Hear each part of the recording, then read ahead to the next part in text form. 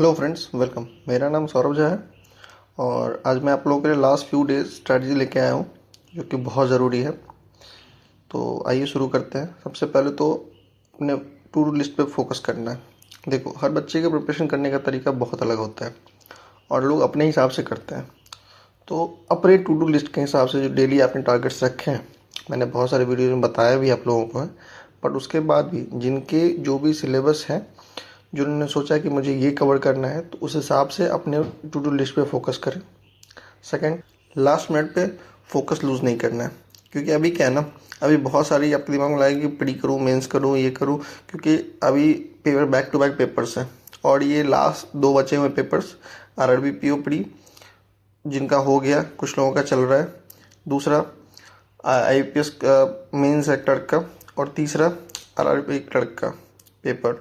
तो बस ये 3 बचे, बाकी सब हो गया। बाकी जिनमें कुछ इंटरव्यूज़ वगैरह भी शेड्यूल्ड है एसबीआई के, तो उस सब पे फोकस करना है आपको। अब बोलो कितना टाइम, देखो टाइम सबके लिए एक ही होता है, मैनेज आपको ही करना पड़ेगा। तो उसमें फोकस करके आपको उस पर काम करने की ज़रूरत है। The third one is rely on your stronger side. नया सीखने जाओगे परेशान हो जाओगे।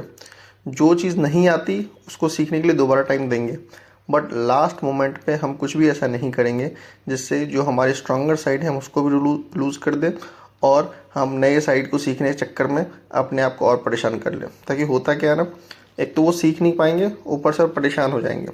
इट्स बेटर कि अपने स्ट्रॉन्गर साइड पे आप ज़्यादा रिलाई करें और उस पर ज़्यादा ध्यान दें।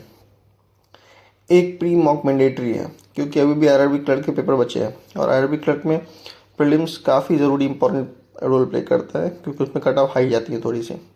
तो एक प्री मॉक तो रखें ही रखें, उसके बाद आपको जो करना करें, क्योंकि आपके मेंस है, इंटरव्यू है, जिनका जो भी है, बट एक प्री मॉक डेली कंटिन्यू करें, क्योंकि स्पीड कम होगी, आरआरबी क्लर्क निकलना मुश्किल हो जाएगा।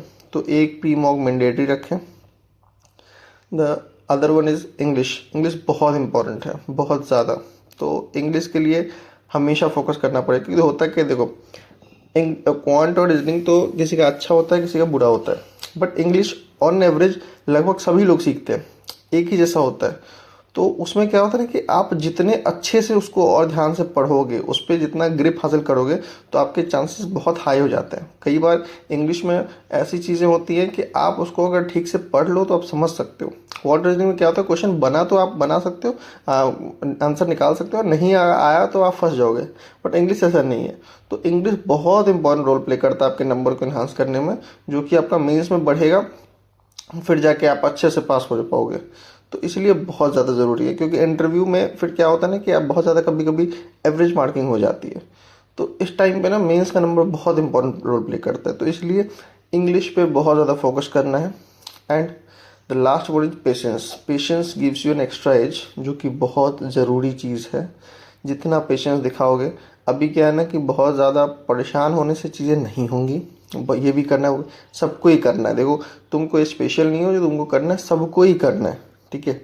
तो जितना ज़्यादा फोकस करोगे ना चीज़ों पे, देखो जो कर सकते हो वो तो कर लो, जो नहीं कर सकते वो नहीं हो पाएगा।